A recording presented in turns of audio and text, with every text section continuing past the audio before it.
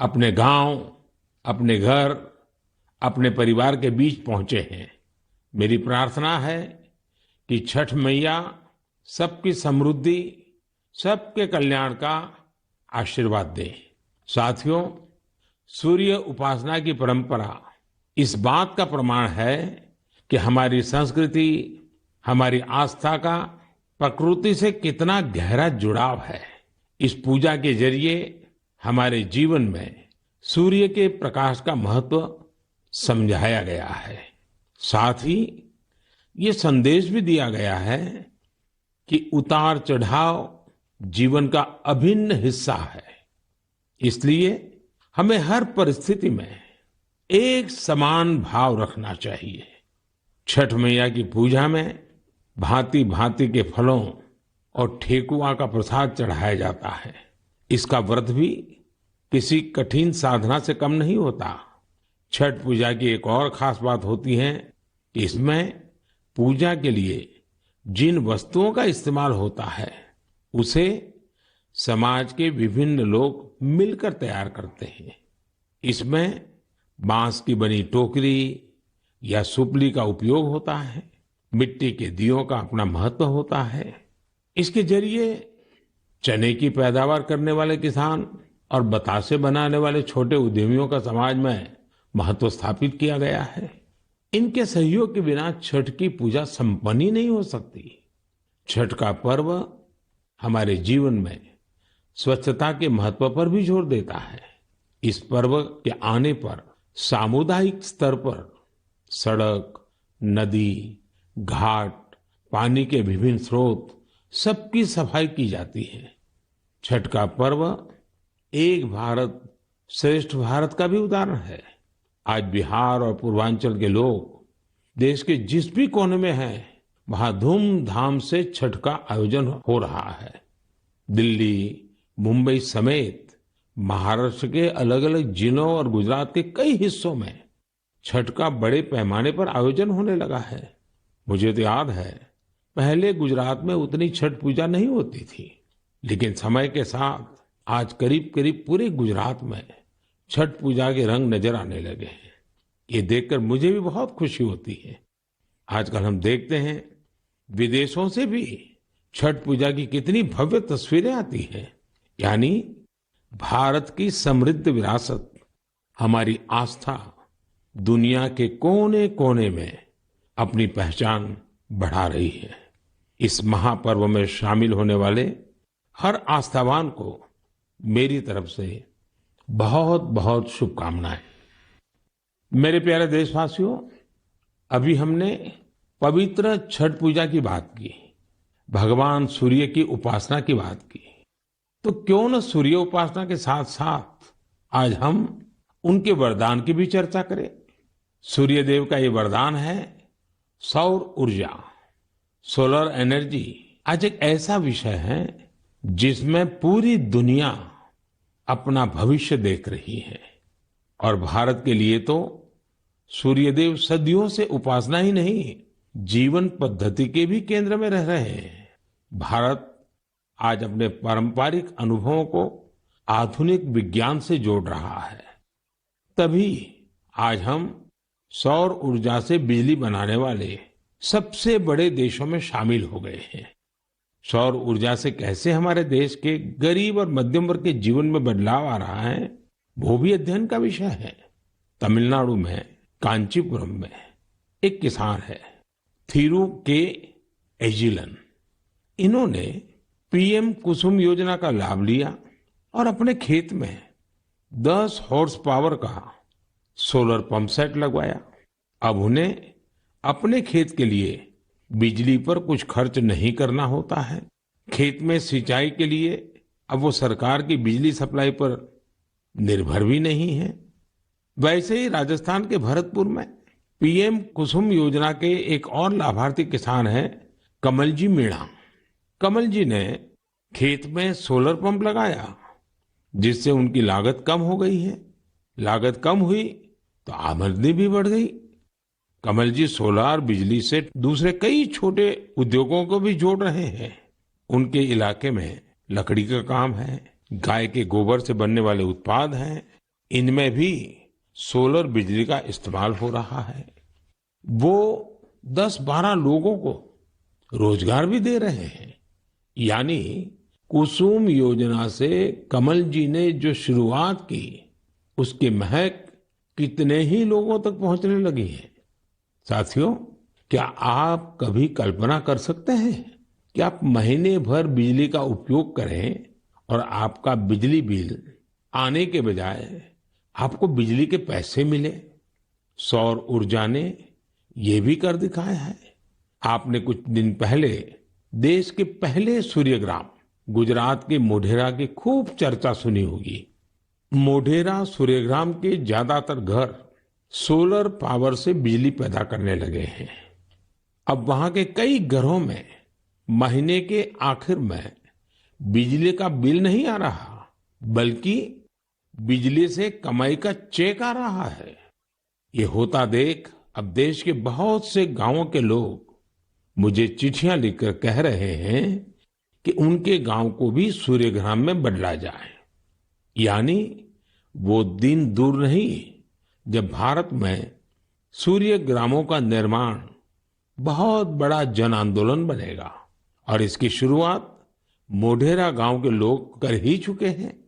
आइए मन की बात के श्रोताओं को भी मोढेरा के लोगों से मिलवाते हैं। हमारे साथ इस समय फोन लाइन पर जुड़े हैं श्रीमान विपिन भाई पटेल। विपिन भाई नमस्ते। देखिए, अब तो मोढेरा पूरे देश के लिए एक मॉडल के रूप में चर्चा में आ गया है।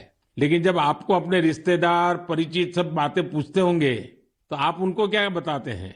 क्या फायदा हुआ? सर, लोग हमारे को पूछते हैं तो हम कहते हैं कि हमारे जो बिजली बिल आता था, लाइट बिल, वो अभी 0 आ रहा है और कभी 70 रुपये आता है। पर लेकिन हमारे पूरे गांव में जो आर्थिक परिस्थिति है वो सुधर रही है। यानी एक प्रकार से पहले जो बिजली बिल की चिंता थी वो खत्म हो गई। हाँ सर, वो तो बात सही है सर। तो अभी तो कोई टेंशन नहीं पूरे गांव में। सब लोग को लग रहा है कि सर ने जो किया तो वो तो बहुत अच्छा किया है। वो खुश है सर, आनंदित हो रहे हैं सब। अब अपने घर में ही खुद ही बिजली का कारखाना के मालिक बन गए। खुद का अपना घर के छत पे बिजली बन रही है। हाँ, बात सही है सर।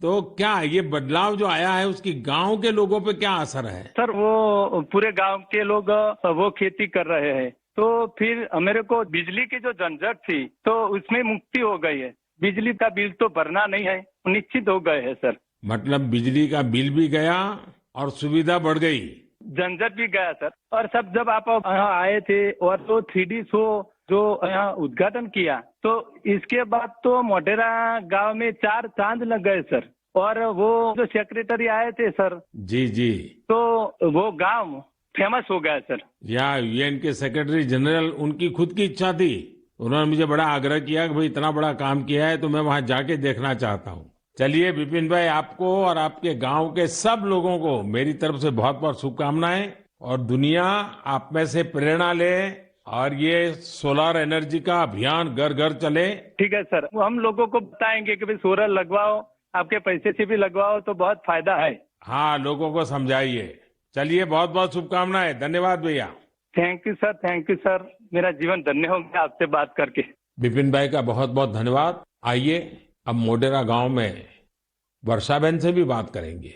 हेलो, नमस्ते सर। नमस्ते नमस्ते। वर्षा बहन, कैसी हैं आप? बहुत अच्छे हैं सर, आप कैसे हैं? मैं बहुत ठीक हूँ। हम धन्य हो गए सर आपसे बात करके। अच्छा वर्षा बहन, हाँ, आप मोढेरा में, आप तो एक तो फौजी परिवार से हैं। फौजी परिवार से हूँ मैं, आर्मी एक्समैन की वाइफ बोल रही हूँ सर। तो पहले हिंदुस्तान में कहाँ कहाँ जाने का मौका मिला आपको? मुझे राजस्थान में मिला, गांधीनगर में मिला, कटरा का जो जम्मू है वहाँ पर मिला मौका, साथ में रहने का बहुत सुविधा वहाँ पर मिल रही थी सर। और ये फौज में होने के कारण आप हिंदी भी बढ़िया बोल रही हो। हाँ, सीखा है सर। मुझे बताइए, मोढेरा में जो इतना बड़ा परिवर्तन आया, ये सोलर रूफटॉप प्लांट आपने लगवा दिया, जो शुरू में लोग कह रहे होंगे तब तो आपको मन में आया होगा ये क्या मतलब है, क्या कर रहे हैं, क्या होगा, ऐसे थोड़ी बिजली आती है, सब बातें हैं कि आपके मन में आई होगी। अब क्या अनुभव आ रहा है, इसका फायदा क्या हुआ है? बहुत सर, फायदा ही फायदा हुआ है सर। हमारे गांव में तो रोज दिवाली मनाई जाती है आपकी वजह से। 24 घंटे हमें बिजली मिल रही है, बिल तो आता ही नहीं है बिल्कुल। हमारे घर में हमें अन्य इलेक्ट्रिक सब चीजें घर में ला रखी है सर, सब यूज कर रहे हैं हम आपकी वजह से सर। बिल आता ही नहीं है तो हम फ्री माइंड से सब यूज कर सकते हैं ना। ये बात सही है, आपने बिजली का अधिकतम उपयोग करने के लिए भी मन बना लिया है। बना लिया सर, बना लिया। अभी हमें कोई दिक्कत ही नहीं है, हम फ्री माइंड से सब जो वॉशिंग मशीन है, एसी है, सब चला सकते हैं सर। और गांव के बाकी लोग भी खुश हैं इसके कारण? बहुत बहुत खुश है सर। अच्छा, ये आपके पतिदेव तो वहाँ सूर्य मंदिर में काम करते हैं, तो वहाँ वो जो लाइट शो हुआ, इतना बड़ा इवेंट हुआ और अभी दुनिया भर के मेहमान आ रहे हैं। दुनिया भर के फॉरेनर आ सकते हैं और सर आपने वर्ल्ड में प्रसिद्ध कर दिया है हमारे गांव को। तो आपके पति को अब काम बढ़ गए होगा, इतने मेहमान वहाँ मंदिर में देखने के लिए आ रहे हैं। अरे कोई बात नहीं, जितना भी काम बढ़े सर, कोई बात नहीं, इसकी हमें कोई दिक्कत नहीं है हमारे पति को। बस आप विकास करते जाओ हमारे गांव का। अब गांव का विकास तो हम सबको मिल करके करना है। हाँ हाँ सर, हम आपके साथ हैं। और मैं तो मोढेरा के लोगों का अभिनंदन करूंगा, क्योंकि गांव ने इस योजना को स्वीकार किया और उनको विश्वास हो गया कि हाँ, हम अपने घर में बिजली बना सकते हैं। 24 घंटे सर हमारे घर में बिजली आती है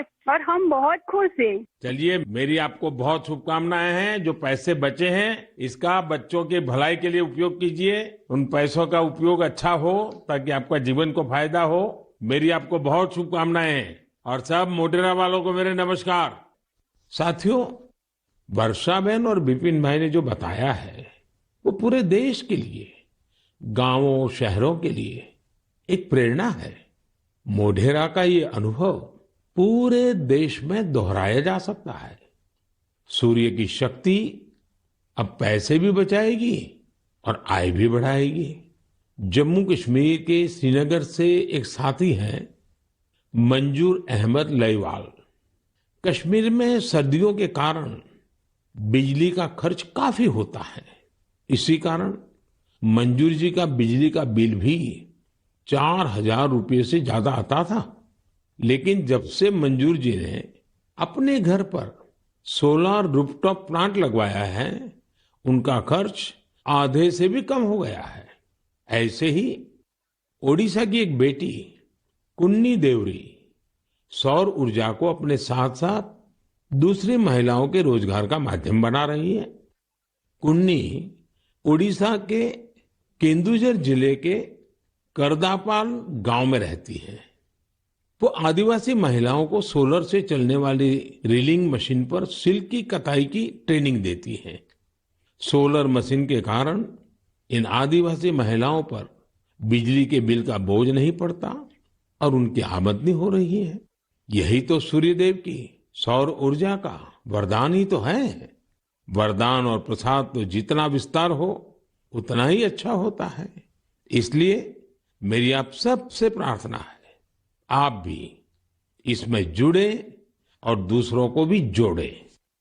मेरे प्यारे देशवासियों, अभी मैं आपसे सूरज की बातें कर रहा था। अब मेरा ध्यान स्पेस की तरफ जा रहा है। वो इसलिए क्योंकि हमारा देश सोलर सेक्टर के साथ ही स्पेस सेक्टर में भी कमाल कर रहा है। पूरी दुनिया आज भारत की उपलब्धियां देखकर हैरान है। इसलिए मैंने सोचा मन की बात के श्रोताओं को ये बताकर मैं उनकी भी खुशी बढ़ाऊं। साथियों, अब से कुछ दिन पहले आपने देखा होगा, भारत ने एक साथ 36 सैटेलाइट्स को अंतरिक्ष में स्थापित किया है। दिवाली से ठीक एक दिन पहले मिली ये सफलता एक प्रकार से ये हमारे युवाओं की तरफ से देश को एक स्पेशल दिवाली गिफ्ट है। इस लॉन्चिंग से कश्मीर से कन्याकुमारी और कच्छ से कोहिमा तक पूरे देश में डिजिटल कनेक्टिविटी को और मजबूती मिलेगी। इसकी मदद से बेहद दूर दराज के इलाके भी देश के बाकी हिस्सों से और आसानी से जुड़ जाएंगे। देश जब आत्मनिर्भर होता है तो कैसे सफलता की नई ऊंचाई पर पहुंचता जाता है, ये इसका भी एक उदाहरण है। आपसे बात करते हुए मुझे वो पुराना समय भी याद आ रहा है जब भारत को क्रायोजेनिक रॉकेट टेक्नोलॉजी देने से मना कर दिया गया था। लेकिन भारत के वैज्ञानिकों ने ना सिर्फ स्वदेशी टेक्नोलॉजी विकसित की, बल्कि आज इसकी मदद से एक साथ दर्जनों सैटेलाइट्स अंतरिक्ष में भेज रहा है। इस लॉन्चिंग के साथ भारत ग्लोबल कॉमर्शियल मार्केट में एक मजबूत प्लेयर बनकर उभरा है। इससे अंतरिक्ष के क्षेत्र में भारत के लिए अवसरों के नए द्वार भी खुले हैं। साथियों, विकसित भारत का संकल्प लेकर चल रहा हमारा देश सबका प्रयास से ही अपने लक्ष्यों को प्राप्त कर सकता है। भारत में पहले स्पेस सेक्टर सरकारी व्यवस्थाओं के दायरे में ही सिमटा हुआ था। जब ये स्पेस सेक्टर भारत के युवाओं के लिए, भारत के प्राइवेट सेक्टर के लिए खोल दिया गया, तब से इसमें क्रांतिकारी परिवर्तन आने लगे हैं। भारतीय इंडस्ट्री और स्टार्टअप्स इस क्षेत्र में नए नए इनोवेशंस और नई नई टेक्नोलॉजी लाने में जुटे हैं। विशेषकर इन स्पेस के सहयोग से इस क्षेत्र में बड़ा बदलाव होने जा रहा है। इन स्पेस के जरिए गैर सरकारी कंपनियों को भी अपने पेलोड्स और सैटेलाइट लॉन्च करने की सुविधा मिल रही है। मैं अधिक से अधिक स्टार्टअप्स और इनोवेटर्स से आग्रह करूंगा कि वे स्पेस सेक्टर में भारत में बन रहे इन बड़े अवसरों का पूरा लाभ उठाएं। मेरे प्यारे देशवासियों, जब स्टूडेंट्स की बात आए, युवा शक्ति की बात आए, नेतृत्व शक्ति की बात आए, तो हमारे मन में घिसी पीटी पुरानी बहुत सारी धारणाएं घर कर गई है। कई बार हम देखते हैं कि जब स्टूडेंट पावर की बात होती है तो इसको छात्र संघ चुनावों से जोड़कर उसका दायरा सीमित कर दिया जाता है। लेकिन स्टूडेंट पावर का दायरा बहुत बड़ा है, बहुत विशाल है। स्टूडेंट पावर भारत को पावरफुल बनाने का आधार है। आखिर आज जो युवा है वही तो भारत को 2047 तक लेकर जाएंगे। जब भारत शताब्दी मनाएगा, युवाओं की ये शक्ति, उनकी मेहनत, उनका पसीना, उनकी प्रतिभा भारत को उस ऊंचाई पर लेकर जाएगी जिसका संकल्प देश आज ले रहा है। हमारे आज के युवा जिस तरह देश के लिए काम कर रहे हैं, नेशन बिल्डिंग में जुट गए हैं, वो देखकर मैं बहुत भरोसे से भरा हुआ हूं। जिस तरह हमारे युवा हैकेथॉन्स में प्रॉब्लम सॉल्व करते हैं, रात रात भर जागकर घंटों काम करते हैं, वो बहुत ही प्रेरणा देने वाला है। बीते वर्षों में हुए हैकाथॉन्स ने देश के लाखों युवाओं ने मिलकर बहुत सारे चैलेंजेस को निपटाया है, देश को नए सॉल्यूशन दिए हैं। साथियों, आपको याद होगा मैंने लाल किले से जय अनुसंधान का आह्वान किया था। मैंने इस दशक को भारत का टेकेड बनाने की बात भी कही थी। मुझे ये देखकर बहुत अच्छा लगा। इसकी कमान हमारी आईआईटीज के स्टूडेंट्स ने भी संभाल ली है। इसी महीने 14-15 अक्टूबर को सभी 23 आईआईटीज अपने इनोवेशंस और रिसर्च प्रोजेक्ट को प्रदर्शित करने के लिए पहली बार एक मंच पर आए। इस मेले में देश भर से चुनकर आए स्टूडेंट्स और रिसर्चर्स, उन्होंने 75 से अधिक बेहतरीन प्रोजेक्ट्स को प्रदर्शित किया। Health care, agriculture, robotics, semiconductors, 5G communications, ऐसी ढेर सारी थीम्स पर ये प्रोजेक्ट बनाए गए थे। वैसे तो ये सारे ही प्रोजेक्ट एक से बढ़कर एक थे, लेकिन मैं